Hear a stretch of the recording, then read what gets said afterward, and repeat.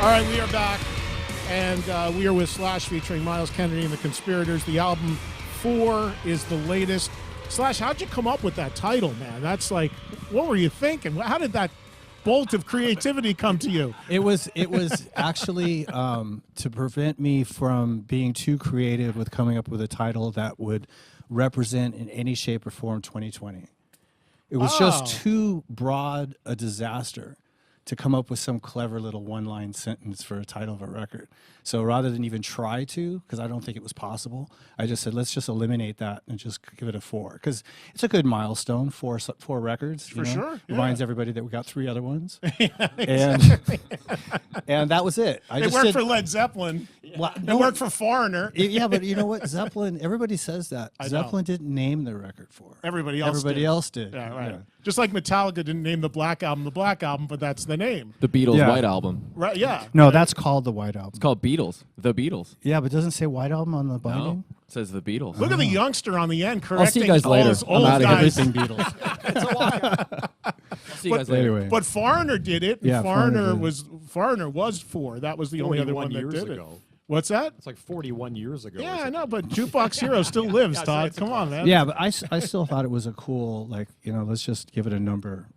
Yeah. Well, it establishes that this is 10 years into this thing. I remember we talked about that with Cobb, even in the studio. We were like, that was saying like 4. Yeah, that sounds cool. Like it sounds rock and roll, and the way the record kind of went down. And the band's been around so long, it felt like 4 was an establishing, like, yes, we've been around for a minute. Yeah. Speaking of that, when I was listening to this record, and I truly do love it, and I love what you guys do. You know that. But I was thinking back to you, Slash, like going back in my archives, and I've got photos and stuff from the earliest days of you doing your own thing, like the first Snake Pit record and all of that stuff. And I mean, I was at some of those shows, and at that time you weren't sober, but the performances were up and down. You were up and down. People didn't know if you were going to make it, come out the other side of all of this. So for you, I mean, it's pretty amazing where we're at now and the work you put in to build this, to get to a 4th record with this band, the consistency, the greatness of the material. I would imagine it almost surprises you given the way things were back then, the early Snake Pit stuff and the ups and downs and what you were battling. Well, I mean, with all due credit to, I don't like to toot my own horn for sobriety or be a flag waver, but I have to say that, all due credit to sobriety, I wouldn't be here if it weren't for that. I couldn't have kept up with everything that's been going on if I was still using like I was. But for this particular band, it's really these guys that just when we first hooked up, it wasn't just like, oh, I found some guys, because I do it all the time. But it just happened to be a particular chemistry that clicked instantaneously when I met Myles and when I met Brent and then Todd and then Frank. And so there's such an easy bunch of guys to play with and to write with and to tour with that I didn't realize we'd been together for 10 years. It's been effortless to do this long, and it's so much fun to do it. And it doesn't take a lot of unnecessary work to do it. It just, I've been doing this a long time. I know the drill, but there's nothing working against us other than the world itself. But amongst us, we're all good.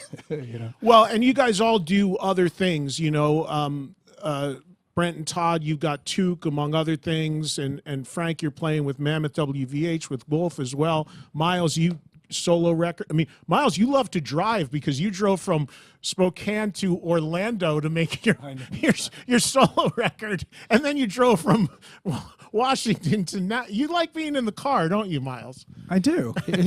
I do. Just in the effort, just to be safe, right? Well, Wasn't that the deal? I'm not particularly fond of getting in a big tube that hangs 30,000 feet above the ground. That's not appealing to me. You have a fear of flying? I don't know if I have I'm getting to the point. I just have a fear of the whole. I don't know. Humans. Yeah, humans. My point in bringing that up, though, is you guys all have, of course. Slash is back in this band called Guns N' Roses. I'm sure you've heard of you. You all have your other things that you do, but it seems like coming back to this, when you do come back to this, and the vibe of getting ready to go out and tour and make a record together, it just seems like there's just this this great vibe that everybody comes back together and there's a smile and joking around. I mean, it's very real. I'm around a lot of bands a lot, and you can feel a tension, and but this is very genuine, and I'm picking up on that it's comfortable at this point. Would that be the right thing to say? Yeah. I mean, it's comfortable. It's fun. I look forward to it. I mean, I can't speak on their behalf, but Frank's miserable. You I wish I could say the same. And it's like I love everything else that I'm doing and involved with, but I always look forward to sort of getting together with these guys and just coming up with a bunch of new stuff and going out on the road, and everything is very sort of down to earth and like at chest level, I guess you call it. So it's not like out of control, but we have a big enough following where the people that come to see us, and we just have a blast going out there. Well, a following that gets bigger with every record, because of course I remember when this started, and now you're getting ready to go out on the tour, which I don't, depending upon when people are seeing and hearing this, might be happening already, the tour. But I mean, I know in Europe this happened a lot bigger, quicker than even here. This was more of a build, right? But you're to the point now where you're doing some great venues in your own right, in the States. But it happened bigger there more Europe quickly, and right? Australia was like, it actually was surprisingly, we got really popular over there really quick. But And where I'm thinking about this now, Myles, you've got, as you said, 4 records with this band. Then you got the other stuff he's done before this band, whether it be the Snake 4.5, Pit stuff. considering, because he did the first solo record. That's how we met. Right, with all the singers on it, right. But set list now is going to start getting a little difficult to try to represent all the different records. Have you've got, imagine you've got that figured out with the tour starting in a couple days, but how does that work? How do you feel about, what you want to play? Who makes the call there? You're the singer, he's the... I made up a set list. I looked for, we have a couple songs off the new record because it hasn't come out yet. So we'll see how we'll sneak those in as the tour goes. But we have stuff from the last 3 records, just some songs we haven't played in a long time. And I just go to these guys and go, hey, what about this? What about that? And usually, they chime in. There's one song I think that got the boot on the tour so far. What, anyone want to share what that is and why? Oh, well, it was, what was it called? I don't remember. Automatic overdrive. Oh, yeah. that's right. We It were going to was. do that, but From World on Fire, yeah. Which and we still might do it. but yeah, and it's just one of those things that it's as a singer, you're always kind of aware of how to pace the set vocally, how it's going to work for your stamina and whatnot. And that surprisingly is kind of a demanding song. So once we do that song, it kind of throws me out for the next few songs. And I was like, well, this is a pretty demanding set. Let's pull that back until we kind of get our, get into our groove with this tour, and then we'll probably put it back in. We replaced it with something that's really cool. So Well, the other thing too is, Slash, when you went back to GNR, we talked about this actually, because I was curious if the Guns N' Roses stuff would still be represented with this band, given that now you're back playing with Guns, which you weren't initially when this band started. Right. And I know you greatly reduced that. I think the last time I saw you, maybe it was one song. Is that where you're still at with that now, as far as Guns material? We don't have any now. All gone now. Yeah, because I mean, I just didn't feel like it. I know there's people who'll be like, "Oh, come on, just do one," but I do it all the time now, so I don't necessarily feel like I'd rather do something else in this set than do that, because I do that over there. Yeah. Starting on the end, Frank, with you, what's your favorite stuff to play in this band? Like, you have a favorite song, the song you always look forward to that comes up in the set that you dig into the most? I know what song it is. Slash says he You knows. wanna take a Let's guess? see. But Slash says he knows. So Slash, what's your guess? Shots Fired. Yeah. Wow, look at that. It's funny because back when I joined the band, and that was the first Conspirators album, I always loved that song, and then he threw it back in. For me, I guess. Yeah. Well, it's a cool song, but I also knew Frank liked it, so. thanks, man. Brent, you got a favorite that you like to play with the band?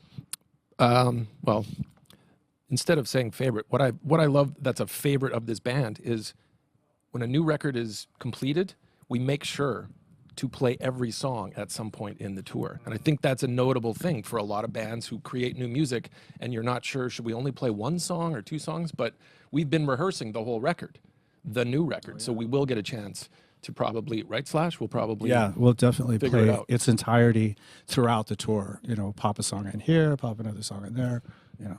Yeah, I mean, and that's a great thing because there's a lot of artists. Let's be honest, they'll sell you their new record and work that first week out, and then you hit the road and they're like, yeah, there's one song, and then they, we're going to go back to playing, and We don't care. yeah, right. But that's great because when you're making music this good that's new, as a fan, I want to hear it. So it's great that it's being represented.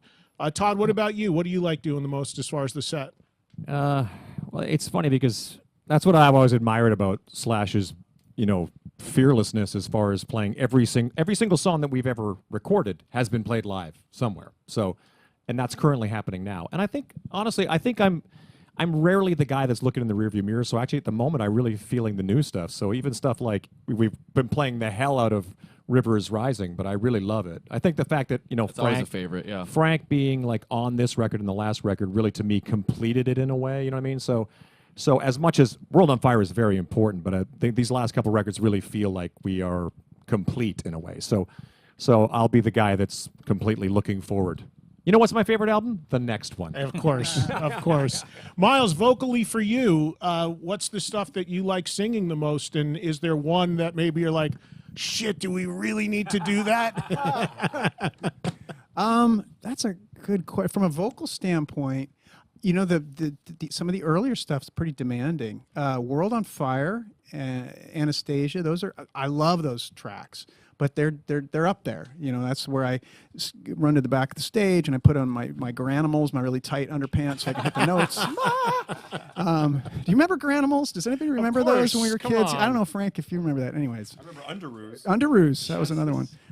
But as far as a song that I really love to sing, I like singing "Fill My World" off the new record. That's because there's a story behind it, and I get verklempt.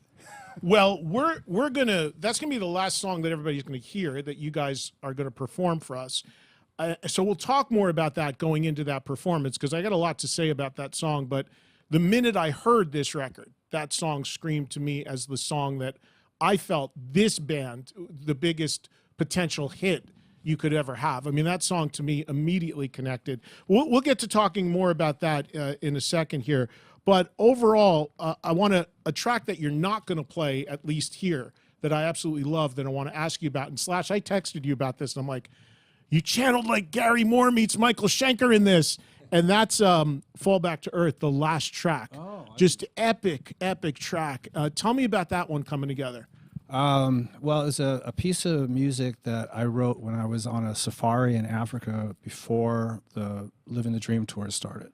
And I was out, I took my guitar with me, and it was like under those really massive savanna sky, at night.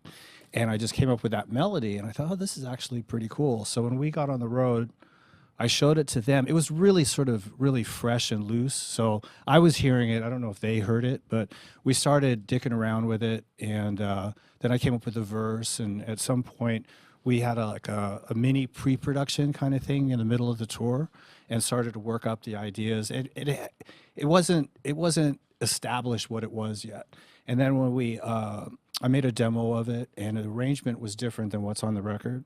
But Myles put a vocal on, and okay, we're off to the races. So when we got to Nashville and got to that song, we attacked it and then ended up changing the arrangement, and then it was like it just fell together. That was like, bam, that's the way it needs to go, and then we just recorded it. So it's totally epic, and Myles, the vocal on it is just, soaring. It just fits the song amazingly. When you heard that music from Slash, does Fall Back to Earth had to come into your mind? Like, how do we get there? Yeah. If I remember correctly, that was one of the songs that was kind of an anomaly in the sense that most of the things he sent, the melody came very quickly. Like, first thing I heard, generally. That was kind of the rule. I've learned over the years not to overthink things, just to go with your initial reaction. But that one, because I knew it was such a special melody, the minute I heard the da-da-da-da-da-da, and it's such a signature Slash. It has all those hallmarks that we love that he does. And I didn't want to screw it up. I wanted to figure out a way to make sure that it complemented it. And so, yeah, a lot of time went into that particular one. And then as far as the lyric, there was some crafting. It took a little more time. Yeah, it's an amazing way to end the record. It's really killer. Let's get our first person, though, joining us via Zoom. Question for the guys. He joins us from New Orleans. We're looking for Simon Beck. Simon, welcome, and say hello to Slash and the guys. Hey, Simon. How's it going, you guys? Eddie, real quick. Honor and a privilege to be on here talking to you. Keep doing what you're doing. We really appreciate it. Very kind of you. Thank you. For sure. Quick question to you guys. Also, big honor to talk to you all. You guys managed It's to way more of an honor to talk to me, though, right? I mean, this is just 100%. Slash. Yeah, that's just like, that's just gravy right there. Yeah, It's all about you, Trunk. Yeah. You guys have been pretty prolific with the past few records, and I'm just curious as how the work you do in the studio. I guess the question is for Slash, how the work you do in the studio with this group of guys differs from your past experience with other musicians and other records that you've recorded. I mean, all group situations have their own unique personality, and so they really don't. I don't think about. This bunch of guys is like working with this bunch of guys. It doesn't really compare to working with anybody else that I've worked with. Because there's just a certain kind of chemistry that works amongst these, 4 other people. And in other projects that I work in, it's that particular combination of people, and it's completely different. The twain don't really meet on the same ground. Cool. Thank you. Speaking of other people you worked with in other bands, do you ever have any interest in revisiting Velvet Revolver at any point in your career? No. No. There was a period there where there was an effort made to find somebody else to sing it, and that band was a nightmare as a whole. Not becoming. It was just everything about it was because it was a super group was just a super pain in the ass. And so, I loved doing it from the band point of view, but everything else that went with it was just a little bit too difficult. Plus, there was a lot of chemical stuff that made its way back into it, and that was really hard, myself included. So, I couldn't see going back and trying to, and especially without Scott. I mean, that particular sound we'd have to get somebody that sounded like Scott, and I don't want to go through all that. Yeah. No, I asked because there was a time that was of interest to you. I was actually not. Oh no, really? I was the one guy who wasn't showing up for all that. Oh, okay. Yeah. All right. Let's talk to Christian, who is from Burbank, California, just up the street. Wow, Christian's got an impressive microphone there. Whoa, Christian, you better sound better than everybody. Yeah, I just keep it right there by my face. That's all that matters. Anyway, I had a question for both Myles and Slash. It's sort of the same question. Myles, what was the first time you remember hearing Slash play guitar? And then Slash, do you remember the first time you heard Myles sing? And I think, Myles, you've said on this show that you believe you're a better guitar player than you are a singer. Slash, do you agree with that? You want to go first? Sure. Yeah, the first time I heard Slash play guitar, it was probably August 1987. I remember sitting in front. Yeah, I was sitting in front of the television and watching MTV, and they debuted this new band called Guns N' Roses, and I think it was I was definitely Welcome to the Jungle. So it was about August was when that came out, and I was just blown away. I was like, wow, that's going to change. I guess that does make sense because it came out in the summertime. Yeah. Okay, so the first time I ever heard Myles sing was a demo for a song on my solo record from 2010, and the song's called Starlight. I'd heard of Myles prior to that, but I'd never actually heard him sing. So it was a huge surprise to get that tape from Myles and put it on. It was in my car, and then I was, oh my God. And I played it for my producer, Eric, and said, is this just me or is this amazing? that's how I first met Myles. Anyway, but as a guitar player, Myles's guitar playing is the same as his singing. It's an extension of him. So I wouldn't say that one is better than the other. He's really good at both. They're very, very organic. So. Well, Myles, really and I think what the caller or the viewer was referring to too is because you've said this a number of times with me on my shows is that you're almost a bit of a reluctant frontman in the sense that you feel much more comfortable with a guitar, and that's really your thing is playing guitar. You're blessed with this incredible voice. People want you to sing, but you almost at times feel a little naked without the instrument, right? It's funny you should mention that. I feel like, yeah, that for a long time that was the case. But I was just thinking about that earlier, how as we were standing here and I didn't have a guitar, I was like, I don't feel that awkward anymore without the guitar. And I think that just after years and years of doing it, you kind of find your comfort zone. But with that said, the guitar is still the thing that brings me an incredible amount of joy. It just sitting around with the guitar. I mean, it's the greatest. So I want to extend this question to the conspirators down here, because I think this could be interesting. We'll start with you, Todd. First time you heard Slash play guitar, and the first time you heard Myles sing. What was the song? What was the moment? Well, Slash, oddly enough, I was looking in a magazine. I don't remember what magazine, Faces. It was back in the day, right? And there was an ad or like a review of the album. And there was a picture of Duff, oddly enough, just a sideways, like from the side. And Duff had much bigger hair. He's like, remember that kind of early punk rock? Yeah. And I remember going, and I was really into that stuff. And I just said, and it said something like, the best record since Zeppelin 2 or something like that. And I was very sort of like, oh, okay, is that what time it is?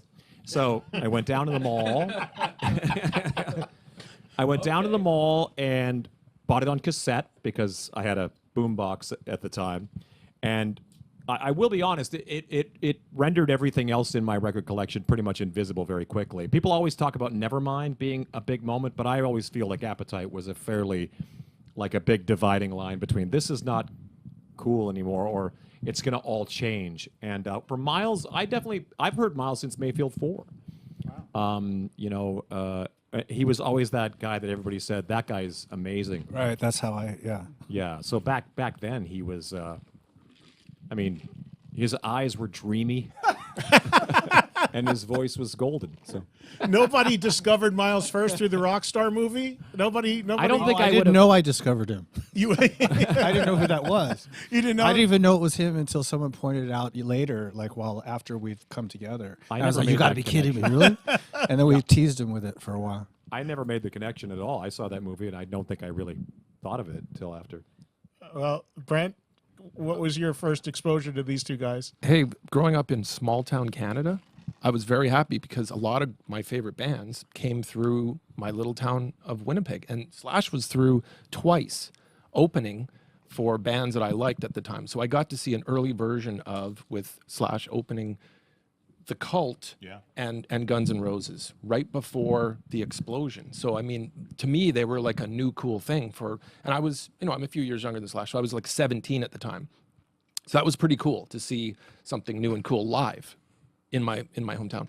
And I saw it twice, and they came with Iron Maiden. So, and that was before, and I don't even think we could get the record yet. I remember I bought the original album Appetite with the original cover, the one that's, talked about the band. I bought it. I did a band trip, high school, 88. I graduated, and I was in London, and I bought it at the Tower Records in London. That's where I bought my copy of Appetite for Destruction. Pretty cool. And then Myles and I actually crossed paths in 2005 or 6 when I was in Theory of a Dead Man, and Myles was with Alter Bridge. And I remember watching from the side of the stage, and I was like, who is this dude? Now, I knew the Mayfield 4 records, but I didn't actually know at the time the connection that Myles was also the singer. But in Alter Bridge, he was definitely a standout we had done a bunch of shows together, and we said hi. That's it. I just remember back in that day. I did not know that. Yeah. All right, now this is going to be an interesting perspective because young was waiting Frank for the on preface. the end. Well, Frank is, you're good 20 years younger than all of us, I think about. So your Slow down. 15? I'm 33. He's 40 years Dude, younger it's than more all. than 20. Slash just realized it's more than 20. You are more than 20 years older than all of us. Should I leave? Yeah, you should- that's why he didn't get COVID. 23 years to 20 do exactly. So What year were you born? 88. So after Jesus Appetite. Christ, you were. But I bring that up only for context because your perspective on this is going to be very different because you weren't born when Appetite came out. So how were you exposed to this? Well, luckily I grew up with pretty musically inclined people. My mom and dad were always big rock fans, so And Alice Cooper's like your godfather or something. essentially, yeah. Right. Well, that comes into play here because we obviously listened to Appetite, but I remember having the Use Your Illusion tapes, like tape cassettes.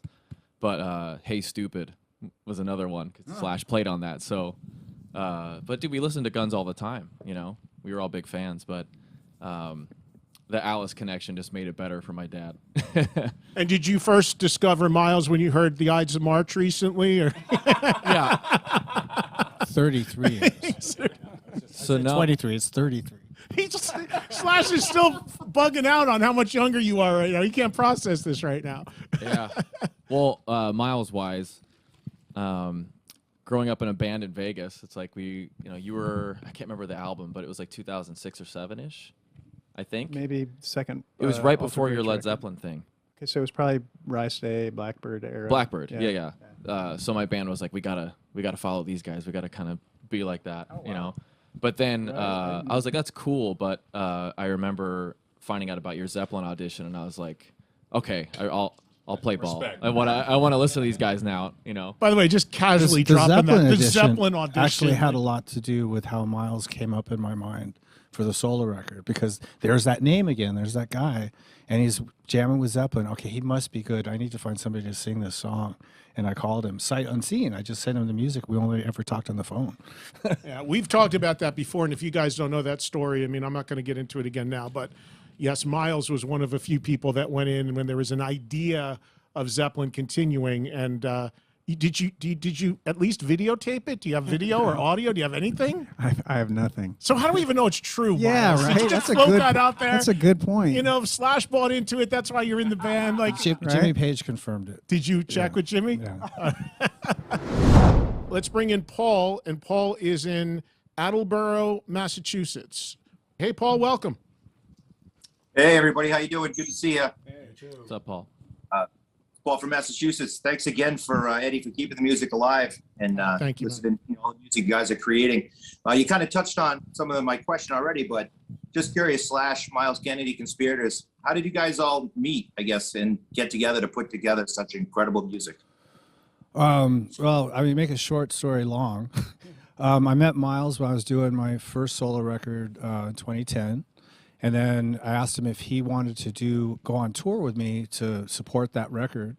And so when he said yes, which I actually wasn't expecting because of Alter Bridge, I thought he was going to say, no, I don't have time for you.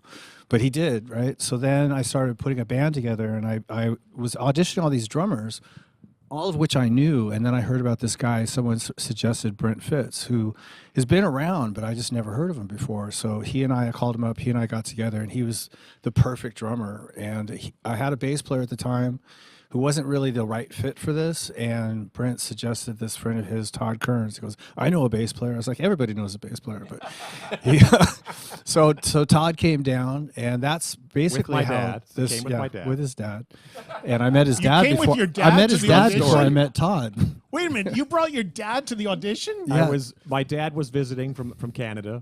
I was buying a house, so I brought an adult to kind of walk me through it. And then I got a phone call from him at Chili's. I'm sitting at Chili's with my father, and it's like, hey, can you be in Hollywood tomorrow at noon? And I look across the table. Do you want to go to L.A.? And my dad goes, I've never been to L.A. I go, well, we have to go. We're going to Slash's house. So as I'm setting up my stuff, I look over and I see Slash talking to Gene Kearns from Saskatchewan, No, Canada. he walked in the room before you did. Yeah, no, Did you think he was the bass player? Well, it was just one of those things. It was a little bit surreal because I didn't know who it was, but he was the guy that was coming in to represent Todd Kearns.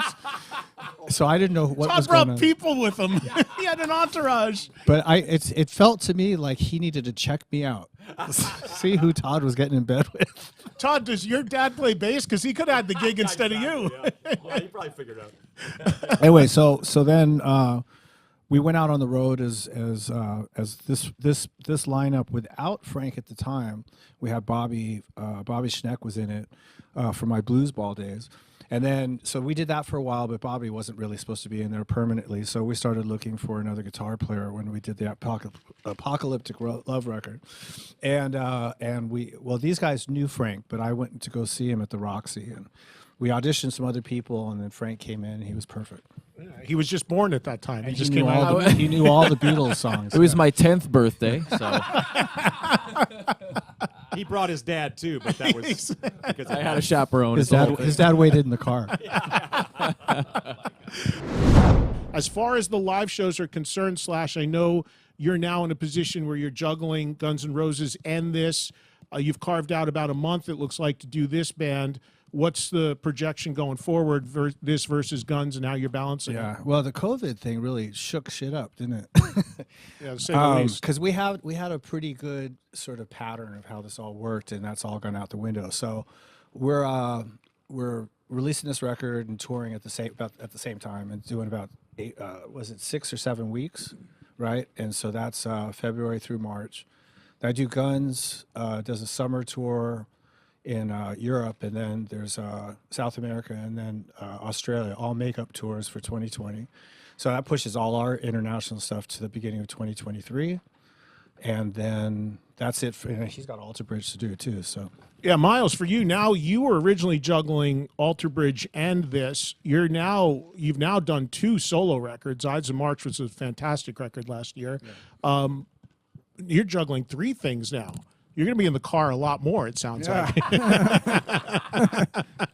What for you? I mean, how do you guys schedule this out? I mean, is it just the managers and agents talking and saying, yeah, there's windows here and just fill in the gaps? Yeah. And how far out can you project it, especially now with COVID maybe disrupting things? It's maybe even more challenging, I would think. Yeah, COVID, yeah, I agree with him. It's really kind of messed things up because there was a real rhythm that we had going for years, but now it's a little more complicated. But yeah, things are planned out, provided the world doesn't change again, you know, and we'll just kind of see where the chips fall. Slash, I came to see you with Guns in Vegas at Allegiant Stadium, and saw the guy on the end there proudly opening the show, waving the Golden Knights banner and all that with Wolfgang. But I got to tell you, when I was hearing about all these tours going out, and a tour at the size of a Guns N' Roses tour in a stadium, with the size of the band, the crew, everything you have, I was like, there is no way they're going to get through this unscathed without some sort of COVID thing. And I know you guys weren't seeing people and there's the whole bubble and all that, but still a lot of bands did that and still had problems and lost shows. How the hell did Guns N' Roses, at the level you tour, with that amount of people, get through that thing without losing a show? I mean, a lot of it, I guess, has to be just plain luck. I mean, we really stuck to the regulations as far as keeping ourselves safe, and I have to give a lot of credit to the crew because they really adhered to those protocols, and so the entire entourage really stuck to the plan, and we made it through. We had one issue with somebody who was a big part of the entourage, but he didn't travel with us, and so he had to quarantine. But we never had any other incidents. So, Frank, you had an issue, right? You guys lost a couple shows on there because as the opening act, there was a problem with you guys, right? Yeah, it was a lighting guy. You know, you'd assume because people that are in the house, up at the front of house, they're closer to the audience. But he got it, and somehow we're all on the same bus, and nobody else got it. And so we had to lie low for a couple shows, but then we rejoined and we're safe for the rest of it. Yeah. And we were all very, like you said, following the protocols, but I don't know what happened. It's crazy. Let's bring another listener viewer in via Zoom. This is James. EDDIE Trunk the Great. Thanks so much for what you do. Oh, thank you, man. And being a veteran music promoter, I go back with Slash to the early days, having worked with some of the great bands at a very, very early time. I could tell he was special and things were going to happen. So it's so great to see what you've done over the years. And it must be kind of crazy just being a half mile up on Santa Monica Boulevard from the mighty Starwood. Bring back some memories down there at Crescent Heights and Santa Monica for you. Yeah, whenever I'm in West Hollywood, it makes me think of those days at the Starwood and all the other clubs that are no longer. Yeah, I'm trying to think of the one on Santa Monica that was farther down the street. Now the name escapes me. Raji's. Oh, that one I'm not familiar with. Raji's was up on Hollywood. That was it Hollywood? Yeah, it was down east side, right? But they had something called Peanuts that turned into some other stuff. Yeah. But they're obviously Barney's Beanery and all that. Well, it's still there. But my question is, obviously when you started this, it was hard to kind of get out from underneath the shadow of your other band. How important is it for you to really have this band stand on its own? And being your 4th album, what are you most proud of achieving as far as the development of songwriting together and touring, seeing the development of what you got here? Well, never was trying to get out of the shadow of my other band. I think that would be sort of I don't know. I think that's just a lot of effort that's not really necessary. So I just sort of just do this, what I'm doing for the fun of it, and I don't think about it in those terms. And I think that the reason we've been able to sustain for so long is just because we have a good time doing it and we like playing.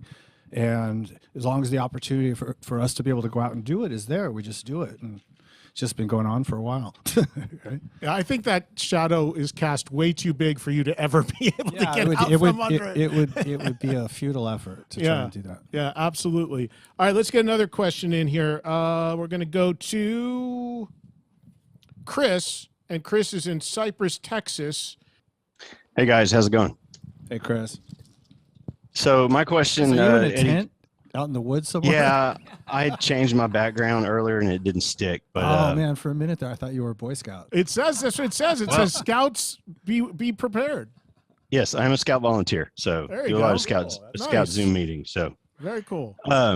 so with all the projects you guys are involved in, how do you manage to keep the material fresh and unique and to differentiate it from each other, or is that just something that happens organically? And with the process of, or with the creative process. That's a good question. Who's going to go first on that? You want to go? Yeah, sure. Yeah, I mean, it's actually easier than you'd think because each project is different enough stylistically. So it's kind of like the template is already established, and you don't have to worry about, like for me, Alter Bridge is a very different animal than Slash and the Conspirators. One is more blues based. One is has more of a melodic hard rock, even metal at times. So yeah, and then with the solo realm, it's all over the map. So that makes it very easy to kind of partition things. That's my answer. You know, I think about this, Myles. It was a great. You know, I talked about when we started that Slash was the first time we ever did this for the when we were doing it at the Rainbow on the patio. Now that I think about it, you and Mark were the last time we ever did it on the patio, because you with Alter Bridge played here at the Wiltern. And remember, you guys did my show like the day before or after we went did to on the that patio. show at the Wiltern. Oh yeah, I saw you there. That's That was right. the last gig I went to For before most COVID people, and it was the started. last time we did this with a live audience. So you guys, because I know your tour with Alter Bridge at that time was disrupted. The whole touring cycle for that record was disrupted because of COVID. So you guys were right in the teeth of it at the time that this happened, right? Correct. So Yeah. the idea is to pick that up at some point, or you're going to come with something new? Did you have to cancel that tour? Did you get to a certain point? Yeah, we basically, I mean, that kid, the Walk the Sky tour just ended not soon after that, or soon after that. So yeah, I mean, we're going to have to start from square one with another record and promote a new record and tour. So yeah. Right. All right, let's talk to. We're going to Canada. Oh, look out. Fitz and Kearns, get ready. The Canadian, the faces of I'm going to give Canadian. the answer up front, Aldo Nova. The answer is Kick Axe. You mean Coney Hatch? We're Come bringing on. in. Next question. We're bringing in Shad in Manitoba, Canada. Yes. Is that near you guys? Because That's From home Manitoba. province. Slash is going. It's just fucking cold there. He's going. Where is Shad in Manitoba, Canada? Either of you Manitobans down there? Or do we have Manitobans? I made it. Chad. How you doing, Fitzy? Wait, do you guys actually Hey. know each other? I know everybody in Canada. and so Clearly. does Todd. If you say, Shad from Canada, I go, of course I know Shad from Canada. There he is. Shad, go How's it ahead. going? So this question has to do, and nice to see Eddie and everybody. This question has to do with the pandemic. What new and interesting perspectives did the pandemic offer when creating and writing this new album? And was there a personal pandemic creative effect? I know we've touched on some of this before, but perhaps there's some more insights. Oh, I can tell you right now, the new and creative thing that happened was Slash got to watch Kiss Meets the Phantom, which he had never seen before. About 5 minutes of it. No, go ahead, guys. Rewind to the beginning if you don't know that reference, because we talked about that before. But Oh, Who's jeez. gonna go first? New perspectives. I mean, we talk about it all the time. Miles and I, just walking back to our rooms, have a whole new appreciation. I think that we all thought we were, well, I can't speak for everybody. I always thought I was a pirate and like being on the road, that's who I am and all this kind of stuff. And then suddenly you're sort of stuck at home and you kind of realize, hey, this is good actually. Like I actually really like, thankfully I like my wife. She puts up with me. And, you know, that kind of stuff. And I think that it really put a whole new perspective on and a new appreciation for being able to be with these guys, with Ed, you know, being able to play in front of people, even doing Kimmel last night and having this tiny little audience for filming a thing. I just went, wow, this is quite nourishing in a moment that I haven't done this in a while, to be able to do it with these guys. Because they very well could have been like, we can't do this anymore. The music industry is getting harder and harder all the time. So when COVID comes along and puts a complete kibosh on it, now I appreciate it all the more. Right. Anybody else want to chime in? Well, I think technology challenged everybody in a good way. Is everyone had to address technology in your favor, because Fitz has an OnlyFans now. That worked out. Yes.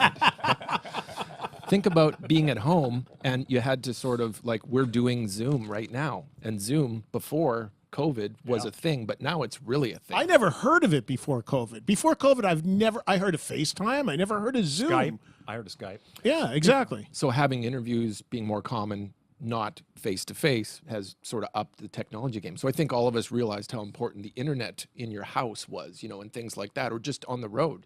I mean, we were talking about it the other day, Myles, when we were doing interviews from hotels, which, you know, now you're doing it more and more. So just, I think, for technology and just the appreciation and of how unforgivable bad Wi-Fi is. exactly. It's sort of been important to us. But yeah, the appreciation of getting together and making music, because it was feeling like, oh, I guess we're going to be doing this not together over Skype and writing songs, which we clearly didn't do on this new record. Thankfully, we got together and do it. But it, you know, it challenged everybody to think, well, maybe that's the new normal, is not being together. So thankfully, we are able to do this today and be together.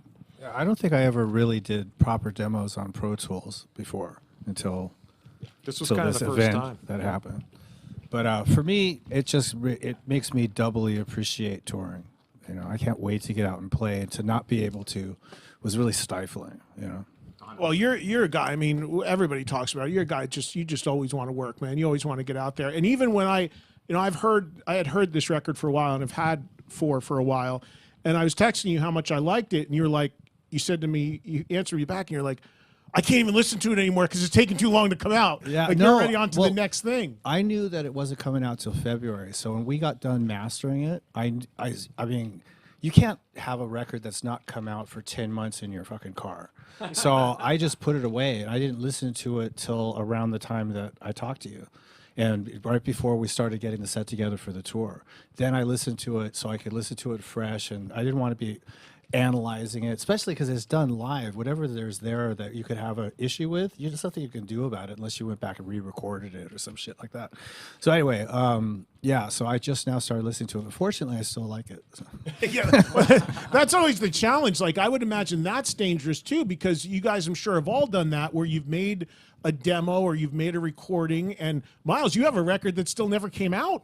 You shelved the record completely, right? This is true, yeah. So that That's right, the one I played on. Yeah. You're on the record he shelved? Yep.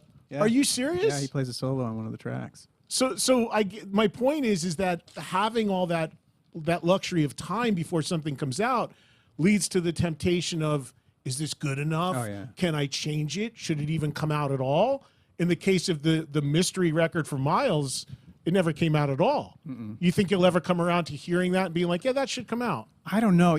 I'm such a firm believer in the shelf life of something, and as an artist, you kind of you're in a mode, and then you move on, and you're excited about something else. So I'm always looking forward. In fact, to be honest with you, I haven't listened to this record straight down. I just don't. Once a record's done, I'm on. That's how it always is. Yeah. And I had the record for 5 minutes, and you're the first person that we publicly told I had to remix something. Is that right? I had the record for 5 minutes, and I sent it back and said, "Fix this, please." All right, I think we've got to go to. Well, we're going to go to another song, and then we'll come back. We still have time for more questions from the audience, more stuff to get into, and we're going to open up at some point that vinyl. You guys can see it all for the first time as we take out all the stuff that's in there. There's some goodies in there. There's some variants, some different variants of not of COVID, but of the Bad record. word, dude. Yeah, very Wrong the word, V Eddie. word. That's a heavy word. Well, exactly, but variants in the colors of the vinyl. We'll talk all about the packaging because I love music physically. I think that's super important. But you guys are going to do another song for us right now, and this is a track from 4 called "Call Off the Dogs." Give us a little backstory on this one, Slash. You want to tell us about the origins of this track? Well, the music was definitely born out of the frustration of lockdown. So it was definitely trying to get the let out and stress relief. And then when we all played it together, I think it was the same kind of thing for everybody. It was just that, like, first day of pre-production, kind of let's jam this and just, get some, just jam. That's how it goes. All right, well, here they are jamming it. Call Off the Dogs, Slash featuring Myles Kennedy and the Conspirators. Exclusive live performance from the new album 4. Check it out.